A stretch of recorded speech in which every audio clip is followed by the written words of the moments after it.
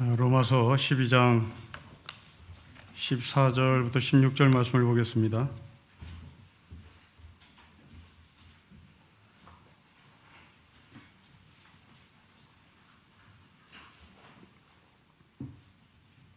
(14절부터 16절) 말씀을 현저시키도록 하겠습니다. 너희를 박해하는 자를 축복하라. 축복하고 저주하지 말라.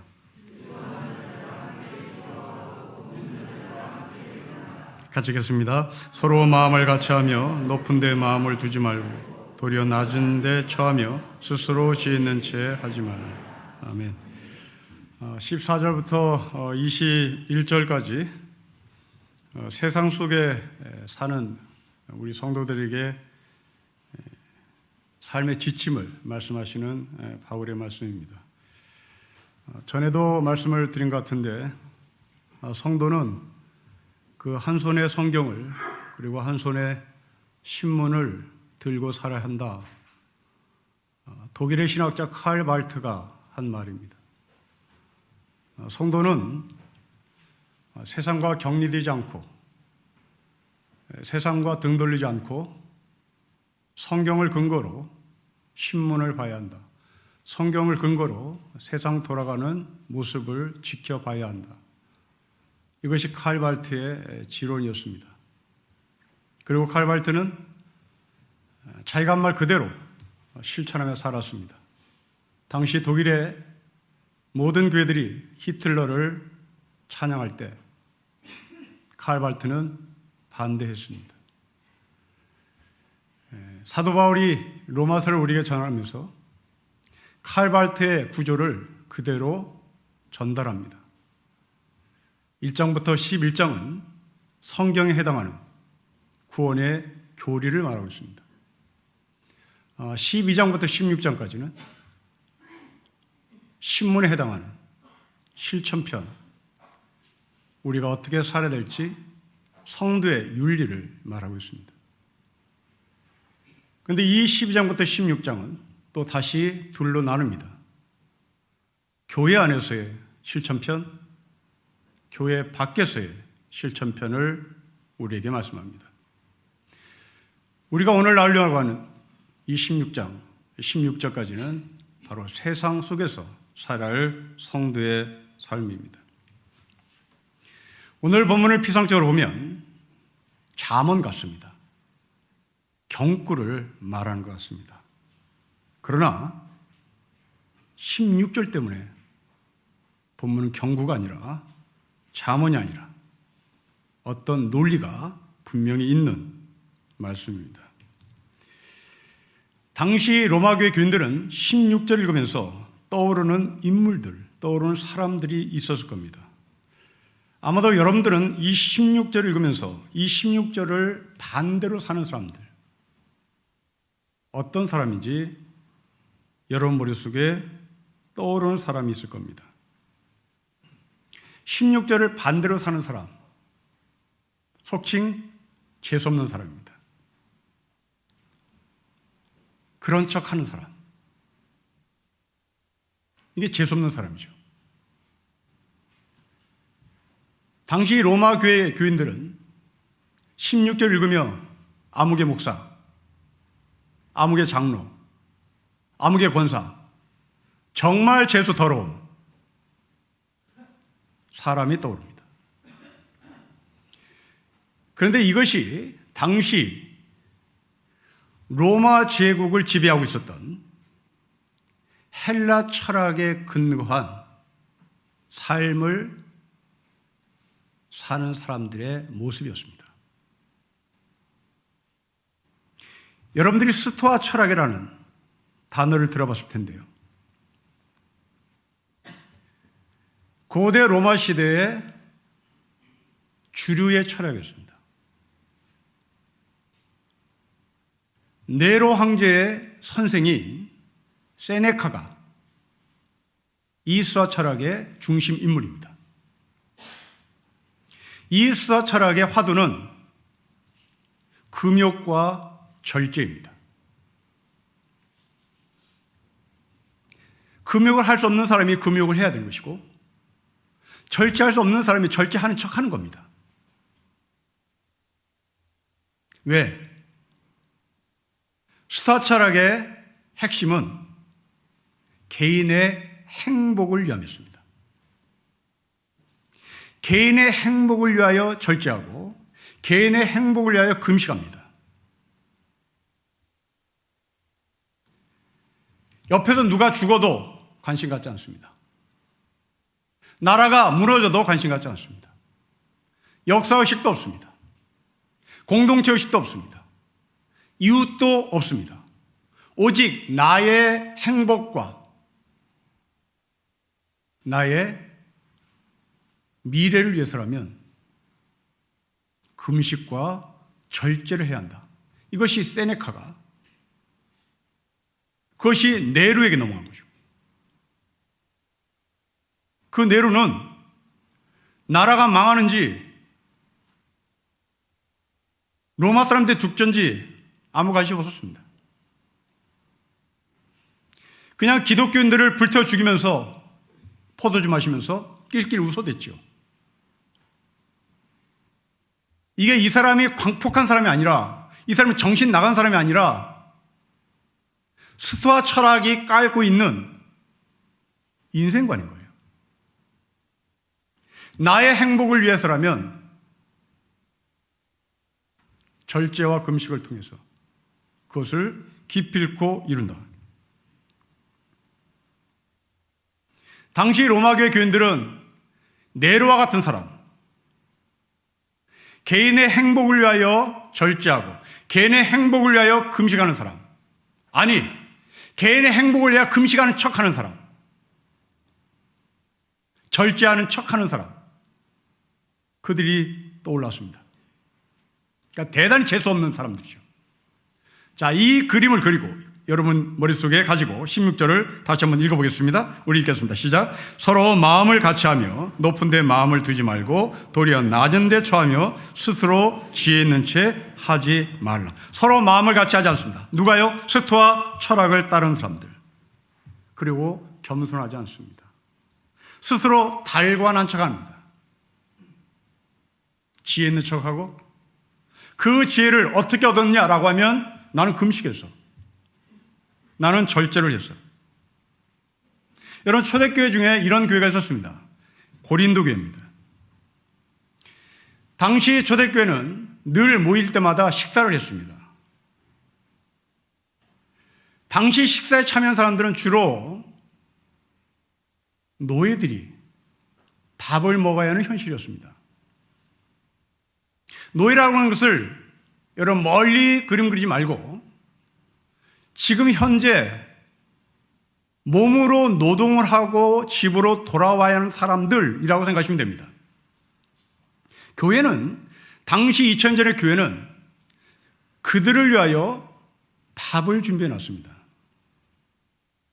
그런데 퇴근 시간이 서로 시차가 서로 맞지 않으니까 일찍 퇴근하는 사람도 있을 것이고, 사용주가 늦게 퇴근시키면 밤 12시에 퇴근하는 사람도 있겠죠. 6시에 퇴근한 사람이 와서 밥을 먹습니다. 배고프니까 허겁지겁 먹는 바람에 9시에 퇴근한 사람의 음식이 없어진 거예요. 그러자 늦게 온 사람이 왜 밥 좀 남겨놓지 않느냐? 그러자 일찍 온 6시에 퇴근한 사람이 한 말입니다. 그러면 예수 잘 믿지. 예수 잘 믿으면 나처럼 이렇게 6시에 퇴근하는 축복을 주신다고. 너는 예수를 잘 못 믿는 거잖아. 이게 왕재수죠. 이게 재수 정말 우려지가 없는 사람입니다. 이게 고린도 교회였어요. 로마 교회 안에 이 16절의 말씀을 읽고 떠오르는 그 인물, 6시에 퇴근해서 밥을 먹은, 그래서 뒷사람을 위하여 남겨놓지 않았던 그 사람이 하는 말, 나처럼 6시에 퇴근하려면 예수 잘 믿어라. 어떻게 금식해야 돼? 어떻게 절제해야 돼? 여러분, 이것이 바로 스토아 철학의 기독교인 겁니다. 여러분, 한국교회죠. 한국교회는 복음에 근거한 기독교가 아니라 스토아 철학에 근거한 기독교의 냄새가 농후합니다. 어떤 목사가 성도 800명에 출석을 하는 교회에 부목사 생활할 때 경험 이야기를 글로 남긴 것을 봤습니다. 새벽기도 출석 인원이 800명 교인 내 20명 안팎이었습니다. 우리 교회도 마찬가지죠. 60여 명이 출석하는 교회에서 사역할 때는 5명이 정도가 새벽기도에 참석했습니다. 그런데 이 목사님이 젊은 그 목사의 눈으로 새벽기도에 참여하는 사람들의 공통점을 찾아냅니다. 새벽기도에 열심인 사람이 갖고 있는 한결같은 공통점, 고집세인 거죠. 기복신앙은 말할 것이 없고 자기 중심적 사고에 깊이 들어가 있는 사람이 바로 새벽기도 교인이다 하고 자기 스스로 정리합니다. 그러면 과연 이런 사람이 많은 한국교회의 새벽기도는 존재해야 하는가? 자신의 생각을 글로 전합니다. 스토아 철학자들의 삶이 바로 한국교회 새벽기도의 교인들과 정확하게 일치하는 거죠. 여러분, 이들에게는 공동체가 없습니다. 개인의 행복만 있는 거예요. 새벽기도에 나오시는 분들, 공동체로 기도하러 나온 사람은 거의 없습니다. 개인의 행복만을 위해 나온 거죠. 그러나 이 목사님이 생각하는 것처럼 그렇게 자기 중심적 삶만 있는 것은 아닙니다. 일제강점기 때 김교신 선생님 한 분이 계십니다. 베를린 올림픽에서 금메달을 땄던 손기정 선수의 지리 과목을 담당했던 선생님이었습니다. 당시 손기정은 양정고등학교를 다녔던 학생입니다. 금메달을 딴 이 손기정은 베를린에서 이 김규신 선생에게 금메달을 땄다는 기쁜 소식을 편지로 보낼 정도로 사제지간에 사랑이 깊었던 관계였습니다. 어느 날 자전거를 타고 학교를 출근하던 손기정은 김규신은 일본 고등교 형사에게 체포됩니다. 교도소에 갇혔습니다. 1년 언도를 받았습니다. 하루에 300번씩 주기도문을 묵상했습니다. 1년이면 36,500번입니다. 김규신을 취재하던 일본 형사가 김규신에 이런 말을 남깁니다. 너는 우리가 지금까지 잡은 조선놈 중에 가장 악질적인 부류다. 결산이 조국인이 해가면서 파뜩파뜩 뛰어다니는 것들은 잡는 것이 오히려 쉽다. 그러나 너는 조선 민족 정신을 깊이 심어서 100년 후라도, 아니 500년 후라도 독립이 될 수 있게 할 터전을 만들려는 고약한 놈이다. 1년을 꼬박 교도에 살고 나온 김교신은 또 한결같이 성서조선, 성경을 학생들에게 가르치기에 매진합니다. 여러분, 김규신은 안중근처럼 권총 들지 않아요. 김규신은 김구처럼 총 들지 않아요.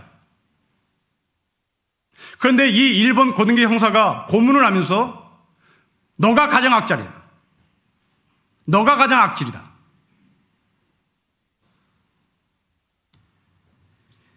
오늘 본문을 읽어야 될 사람, 로마교회 교인들입니다. 당시 스토아 철학의 주류를 가지고 살던 로마 제국 사람들 앞에 스토아 철학을 뛰어넘는 세상 속의 기독교인, 세상 속의 성도의 삶, 그 길을 우리에게 제시합니다. 여러분, 14절 말씀 읽겠습니다. 같이 읽겠습니다. 시작. 너희를 핍박하는 자를 축복하라. 축복하고 저주하지 말라고 말합니다. 여러분, 경건하게 살고자 하는 사람은 행복하지 않습니다. 오히려 박해를 받습니다. 바울은 그 사람을 축복하라고 말합니다. 여러분, 우리 이 말씀에 두 가지 반응이 나타날 것이라고 생각합니다. 한 부류는 나 못한다, 불가능하다. 또 한 부류는 할 수 있다, 그리고 실제로 하는 사람이 있습니다. 자, 여러분, 이 14절의 말씀을 읽어서 난 못한다 라는 사람이 신앙일까요? 아니면 나 할 수 있다, 나 한다, 그렇게 말한 사람이 신앙인일까요? 저는 두 사람 다 신앙인이라고 말하고 싶습니다. 물론 수타 철학을 따른 사람도 14절의 말을 실제로 하는 사람이 있습니다. 또 못하는 사람도 있습니다. 그런데 스토아 철학을 따른 사람은 14절의 말을 못하는 사람도 하는 척했고, 하는 사람은 했다고 잘난 척 했던 겁니다. 그런데 참된 성도는 못한다, 한다. 여기에서 분명히 자기의 의사를 표명했고, 스토아 철학처럼 잘난 체는 하지 않았다는 얘기입니다. 하는 척도 하지 않았습니다. 아주 깨끗하게 하면 하고 못하면 못하는 겁니다.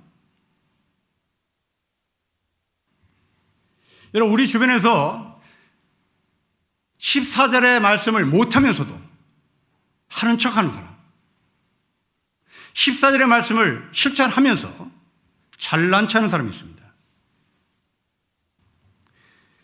이들은 이런 말을 해요. 나를 비판하는 사람에 대해서 내가 욕해봤자 뭐냐, 나만 더러워지지, 내 입만 더러워지는데 욕해봤자 나만 손해니 나는 오히려 축복할래. 내가 누구 저라고 저 사람을 저주하냐. 내 입만 아프도 내가 저 사람을 축복해야 내가 축복받는 거지. 여러분, 이게 우리 아닙니까? 자, 여러분들이 왜 여러분들을 비판하는 사람들을 욕하지 않습니까? 왜 또 그 사람을 축복합니까? 다 나예요. 그래야 내가 복받으니까. 그래야 내가 입이 더러워지지 않으니까. 다 납니다. 여러분, 이게 스토아 철학이에요. 안 해도 하는 척 하면서도 그 하는 이유와 목적이 상대방이 아니라 결국 나를 위함입니다. 그러나 진짜 성도는 합니다. 또 못할 수도 있습니다. 그 축복을 하는 것은 자기 중심이 위하여 축복하는 것이 아니라 바로 그 상대방을 위하여 축복을 하는 겁니다. 여러분, 예수님을 보십시오. 십자가에 달려가실 때 예수님은 자신을 죽이는 사람을 위하여 용서의 기도를 올립니다. 스토아 철학자들도 기도를 합니다. 스토아 철학자들도 저들을 용서해 주세요 해요. 예수님도 저들을 용서해 주세요 라고 합니다.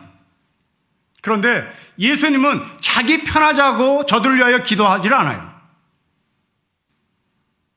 내가 저 사람을 축복해야 내가 편하지, 이게 스토아 철학자였다면 예수님께서 용서해달라고 기도한 그 축복의 기도는 우리를 위하였습니다. 그 십자가 밑에서 자기를 죽이는 우리를 위하여 예수님은 용서를 구한 겁니다. 14절은 바로 그것을 말씀하는 겁니다. 그리고 우리는 여기서 멈출 것이 아니라 바로 나를 핍박하는 자를 진심으로 축복하는 자리까지 성장하고 성숙해 하는 겁니다. 왜냐하면 내가 구원을 쟁취한 것이 아니라 주님이 우리에게 십자가에서 용서를 구한 대가로 구원을 얻은 것이기 때문에 그렇습니다. 때문에 나는 구원을 받았다는 것은 나의 행복과 나의 안위를 위하여 남을 축복하는 것이 아니라 상대방에게 축복하는 근거는 거듭난 사람으로서의 삶을 확인해 보는 그 구원의 관점에서 축복을 하는 겁니다. 저는 이것을 어려운 말로 표현해 보겠습니다. 여러분, 삶은 두 가지입니다. 하나는 생존이고요, 하나는 실존입니다. 우리가 나를 저주하는 사람을 축복하는 이유는 스토아 철학자들은 생존이었습니다. 그러나 예수님이 십자가에서 우리를 용서를 구하는 기도는 실존이었습니다. 여러분, 예수님께서 하신 기도를 다시 보십시오. 아버지요, 원하시면 이 쓴 잔을 내게서 거둬 주십시오라고 기도합니다. 여러분, 이 기도는 무슨 기도입니까? 생존을 위한 기도입니까? 아닙니다. 이건 실존의 기도입니다. 살고 싶어서 아등바등되는 생존이 아닌 거예요. 도대체 하나님의 뜻이 무엇입니까? 여러분, 나는 지금 하나님의 뜻을 잘 모르겠습니다. 좀 생존의 의미로 하나님께 묻는 것이 아니라 하나님의 뜻이 무엇인지 실존의 차원에서 내가 주관하는 이유를 알아야 되겠습니다. 그 마음을 들고 예수님은 이 쓴 잔을 내게서 거둬달라고 말합니다. 여러분, 인생은 정말 아이러니합니다. 여러분들이 인생을 여러분들이 살아가는데 여러분 자신이 인생이 뭔지를 모르고 죽어요. 참 이상합니다, 인간은. 내가 내일을 알아야 되는 게 인간이잖아요. 그런데 왜 우리는 내 인생을 내가 살면서 내 인생을 내가 모를까요? 그리고 죽어요, 인간은. 인간은 인생이 뭔지 모르고 죽습니다. 생존의 죽음은 알아요. 그러나 실존의 죽음의 의미가 뭔지를 모르고 죽어요. 생존의 죽음은 먹지 못하면 죽는 겁니다. 병 걸리면 죽는 거예요. 그러나 실존의 죽음은 뭔지도 모르고 죽어요. 참 이상합니다. 그러니까 예수님은 대체 내가 실존의 의미로서 이 쓴 잔을 왜 먹어야 되는지 알아야 되겠습니다. 그리고 예수님은 그걸 알았던 거죠. 그리고 받아들입니다. 성도 여러분, 여러분들이 인생의 실존을 위하여 도전하고 싶은 것이 무엇입니까? 생존을 위하여는 직업을 찾겠죠. 그 직업을 찾기 위하여 여러분들이 대학을 공부하고 싶겠죠. 이건 생존입니다. 이건 서바이벌이에요. 그러나 실존을 위하여 여러분들은 무슨 도전을 인생에서 시도해보고 싶습니까? 여러분, 엔딩 노트라는 단어가 있습니다. 죽기 전까지 10가지의 삶을 숙제로 정하고 실천에 옮기는 것을 말합니다. 버킷리스트는 죽기 전까지 해보고 싶은 것을 하는 것이라면, 엔딩 노트는 죽음을 준비하면서 해야 할 10가지의 실천사항을 정하고 해보는 겁니다. 인터넷에서는 이 엔딩 노트를 작업하는 방법도 알려줍니다. 이것을 처음으로 실천한 사람은 일본 사람입니다. 이 사람을 모티브로 삼아서 엔딩 노트라는 영화까지도 만들어졌습니다. 여러분, 이 사람은 67세에 수술도 불가능한 위암 4기를 받습니다. 항암 치료를 받으면서 자신의 죽음을 준비합니다. 이 주인공의 첫 번째 엔딩 노트의 숙제는 자신의 장례식을 준비하는 일입니다. 이 사람은 스스로 장례 장소를 정합니다. 장례식에 올 사람, 초청할 사람, 초대할 사람들의 명단을 작성합니다. 재산과 채무를 다 정리합니다. 이러고 나니 침착해졌다, 담담해졌다라는 고백을 합니다. 이어서 사랑하는 손녀들과 함께 좋은 시간을 갖습니다.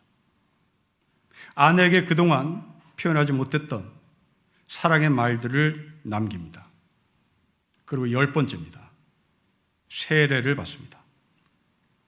엔딩 노트를 실천하는데 이 사람은 총 7개월이 걸렸습니다. 그리고 이 사람은 숨을 거둡니다. 이 사람은 말기 암 환자임에도 불구하고 살아남기 위해서 아등바등 되지 않았습니다. 생명을 연장하기 위하여 코에 호스 넣지 않았습니다. 생명 연장하는 삶을 거부하고 내가 죽기 전까지 10가지의 실천사항을 뭘로 할까? 도전했습니다. 서바이벌을 위하여 항암을 한 것이 아니라, 생존을 위하여 항암한 것이 아니라 실존을 위하여 항암을 했단 말입니다. 삶을 어떻게 멋지게 마무리할까? 10가지의 노트, 제목을 정하고 실천을 했습니다. 우리의 삶에서 가장 불편한 순간이 가장 가치 있는 시간이 될 수 있습니다. 삶의 가치는 평탄한 시간보다 모험과 위험과 위기를 통하여 쌓아갑니다. 후회 없는 삶이란 많은 행운을 경험한 삶이 아니라 시련마저도 가치 있는 자원으로 돌릴 때 인간은 실존의 의미를 찾습니다. 여러분, 이런 의미에서 14절은 가치 있는 삶을 살고자 하는 성도에게 꼭 필요한 덕목입니다. 저는 우리가 이런 삶을 사는 데까지 성장을 했으면 좋겠습니다. 그러나 높아시면 말씀드립니다. 스토아 철학처럼 하지 맙시다. 못하는 걸 하는 척, 한 것을 자랑하는 척, 그건 하지 맙시다. 못하면 못하는 겁니다. 하면 하는 겁니다. 거듭 말씀드리지만 한국 기독교는 성경의 기독교가 아니라 스토아 기독교인 것 같습니다. 왕재수 여러분, 왕재수 떠지 맙시다. 눈 가슴풀에 뜨고 다 해낸 척 하지 맙시다. 그것은 성경이 말하는 기독교 아닙니다. 이어서 15절 보겠습니다. 여러분 15절 같이 읽겠습니다. 시작. 즐거워하는 자들과 함께 즐거워하고 우는 자들과 함께 울라고 말합니다. 여러분, 바울은 우는 자가 먼저일 것 같은데, 우리의 정서상. 그런데 바울은 즐거움을 앞에 놓습니다. 여러분, 급한 사람은 우는 사람이에요. 그런데 바울은 이 급한 우는 사람을 먼저 앞에 놓지 않고 즐거워하는 사람과 함께 즐거워하는 것을 앞에 놓습니다. 왜 그랬을까? 저는 개인적으로 생각합니다. 즐거운 사람을 보고 같이 즐거워하는 삶이란 어렵습니다. 그건 어려워요. 즐거워하는 사람을 보면 우리는 즐거워하는 것이 아니라 질투가 나죠. 승질이 납니다. 그래서 바울은 즐거워하는 사람을 앞에 놓은 것 같습니다. 사도행전 8장에 보면 마술사 시몬이라는 사람이 나옵니다. 성령을 받은 사도를 보고 시기가 나고 질투가 나서 참지 못했던 이 마술사 시몬이 사도에게 찾아갑니다. 나 돈 많은데, 나 점쟁이라 돈 많은데 이 돈으로 성령 좀 팔아라. 내가 살 용의가 있다고. 질투죠. 아마도 로마 교회 교인들 가운데는 남의 즐거움을 보고 배가 아팠던 사람이 있었던 것 같습니다. 지금 제 설교를 듣는 여러분 가운데 누군가를 지금 배 아파하는 사람이 있죠. 바로 그 사람입니다. 한국 교회 안에도 있었습니다. 여러분, 일제강점기 때 장로교는 처음에 신사참배를 반대했습니다. 반면에 천주교, 감리교 처음부터 찬성했습니다. 천주교는 로마 교황청에서 찬성의 편지를 보냈고, 감리교도 이건 국가의식이다라고 정하고 감리교인들에게 신사참배 가능하다라고 얘기했어요. 그래서 이 감리교 교인들과 천주교 교인들은 신사참배를 아무 갈등이 없었습니다. 그냥 지도자를 딱 정리해 줬어요. 그런데 장로교는 처음에 반대했습니다. 그러자 2,000여 명의 장로교인들이 툭 됩니다. 그리고 50여 명의 목사들이 죽어요. 소위 순교를 당합니다. 모진 고문 속에 장로교가 버티다가 못 버텨 찬성으로 돌아갑니다. 이때부터 갈등이죠. 교도소에 들어갔던 사람들이 해방에서 추록 내려옵니다. 기뻐해야 되잖아요. 같이 기뻐해야 되잖아요. 그런데 추록한 성도들은 신사참배한 목사를 증오하고, 밖에 있었던 목사와 장로교 교인들은 교도소 안에서 추록한 성도들을 증오하고, 이게 스텝이 꼬여버리니 문제 해결이 되지 않아. 서로 증오하고 서로 증오해. 우리나라 한국 장로교가 수백 개가 된 근거입니다. 감리교는 하나예요. 근데 이 장로교는 수백 개입니다. 이게 왜 그럴까요? 바로 스텝이 잘못 꼬였기 때문입니다. 그러면 이것을 어떻게 해결해야 합니까? 네, 트라우마가 해결돼야 됩니다. 이 트라우마를 성경은 죄라고 얘기하죠. 장로교 교인들이 갖고 있는 트라우마, 인간이 갖고 있는 하나님과 관계 속에서 트라우마, 이것을 풀어야 되는 겁니다. 이것이 치유되어야 되는 겁니다. 어떻게 가능합니까? 복음으로만 가능합니다. 이 복음은, 예수 그리스도의 십자가의 죽음은 우리가 갖고 있는 원초적인 하나님과 우리 사이의 트라우마를 일시에 해결하는 치유책입니다. 금요일 새벽기도 말씀을 여러분 기억해 보십시오. 에스라 6장을 묵상했습니다. 에스라 마지막 장입니다. 온통 사람 이름만 나옵니다. 목사는 이런 본문을 나올 때마다 굉장히 곤혹스럽습니다. 왜 에스라는 에스라서를 마감하는 6장에서 이렇게 수많은 한 7, 80명 됩니다. 이 7, 80명의 이름이 그토록 가득가득 차 있을까? 도대체 이유가 뭘까? 분명히 에스라는 그 이유가 있었기 때문에 수십 명의 이름을 나열했겠죠. 여러분, 그 6장을 읽어보면 수많은 이름들이 나오는데 그 수많은 이름들은 이방 여인을 취한 남자들의 이름입니다. 이 이방 여인들은 바벨론 여자였습니다. 바벨론의 70년의 포로의 삶을 살던 이스라엘 백성들이 바벨론에서 이방 여자와 함께 몸을 섞었던 사람들의 명단이 전수조사가 되어서 에스라 6장에 기록을 합니다. 그리고 이 에스라 6장 맨 마지막 절 44절은 끔찍한 말을 우리에게 보고합니다. 이상은 이방 여인을 아내로 맞이한 자라. 그 중에는 자녀를 낳은 여인도 있더라. 여러분, 바벨론에서 살던 이스라엘 남자들이 바벨론 여자와 함께 잠을 자는 것으로 끝나지 않고 그 이방 여자의 몸에서 애를 낳은 사람도 있더라. 혼혈이란 말입니다.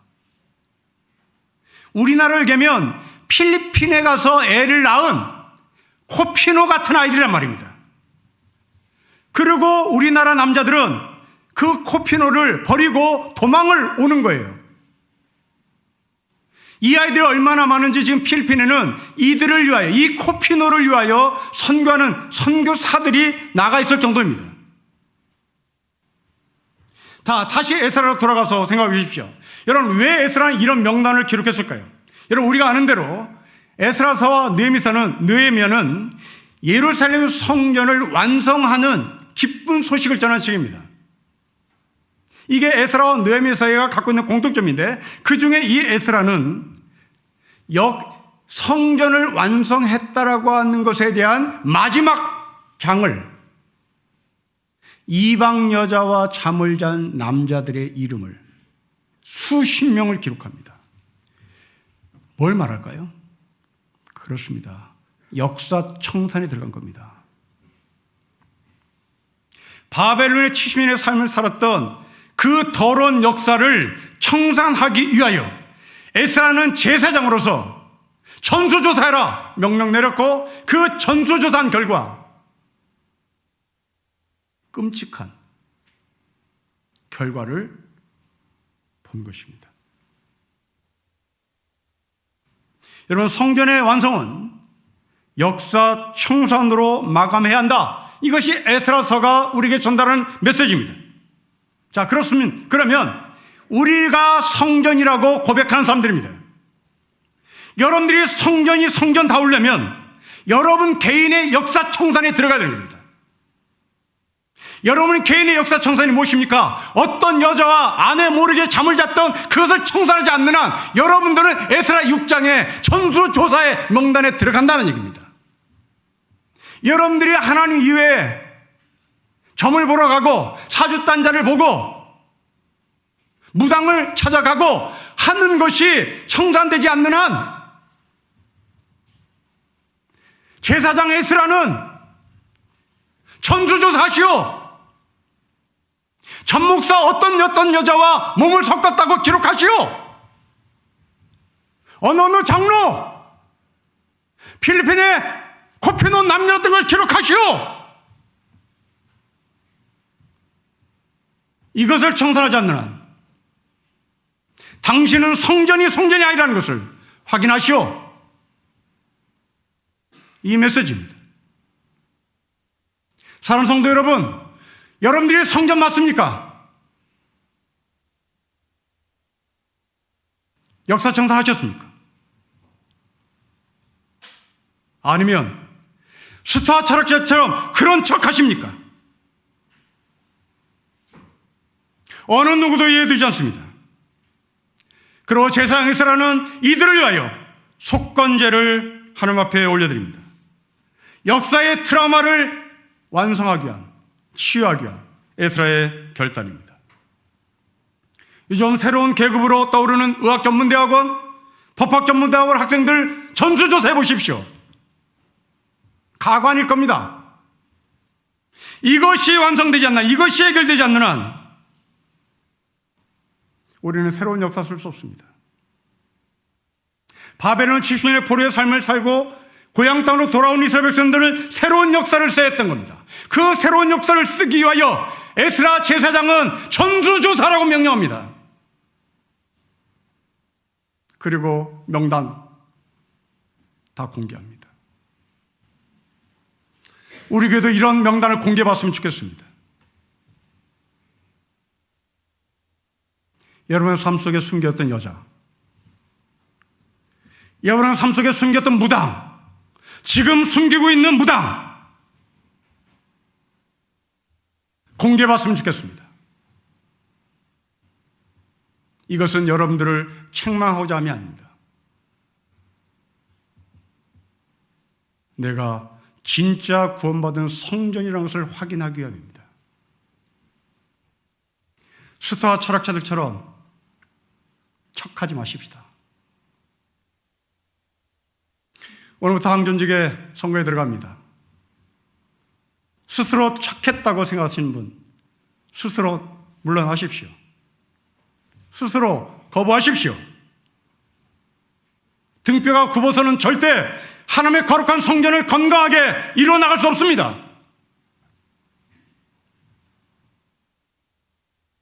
무당 찾아간 사람 포기하십시오. 점집 찾아간 사람 포기하십시오. 필리핀에 골프 치러 가 코피노를 남기는 사람 하지 마십시오. 스타 철학의 교회로 만들지 맙시다. 하면 하고 못하면 못하는 겁니다. 물론 우리 중에는 역사청산이 꼭 필요한가라고 말하는 분도 계실지 모르겠습니다. 그냥 덮고 가자, 미래를 도모하자 계실지 모르겠습니다. 여러분, 안 됩니다. 16절을 다시 보십시오. 서로입니다. 서로입니다. 역사청산을 한 성전들과 함께입니다. 진짜 성전들과 함께 하나님의 나라를 이루어 가야 합니다. 우리는 스타 기독교를 따른 사람이 아닙니다. 우리는 예수 그리스도의 복음을 따른 사람입니다. 하나님 나라를 위하여. 우리는 나를 핍박하는 자를 위하여, 나를 위하여 축복하는 것이 아니라 그 사람을 위해서 축복하는 것입니다. 그리고 내가 잘났다고 자랑하지 않는 것입니다. 왜냐하면 하나님이 나를 축복하셨기 때문입니다. 그러기에 나도 나를 위하여 축복하는 것이 아니라 상대방을 위하여 축복하는 진짜 성전, 진짜 신림교회가 되시기를 주의 이름으로 축복합니다. 기도하겠습니다. 아버지 하나님, 입만 살아있는 한국교회, 그런 척만 하는 한국교회, 알고 보니 로마교회 안에도 그런 사람이 있었음을 여기에서 우리가 탈피해 진짜 교회, 성경 위에 있는 교회, 성경을 따르는 진짜 성도로 살게 하옵소서. 주 예수 그리스도의 이름으로 기도합니다.